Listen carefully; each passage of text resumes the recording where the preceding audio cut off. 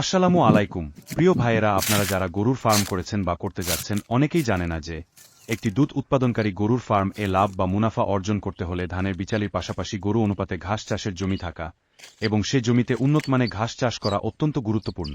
তাই সকল ফার্ম প্রেমী ভাইদেরকে বলবো, ফার্ম শুরু করার আগে এই বিষয়টি খেয়াল রাখতে। ধন্যবাদ। চলুন একটি ঘাস চাষের ভুঁই ঘুরে দেখা যাক।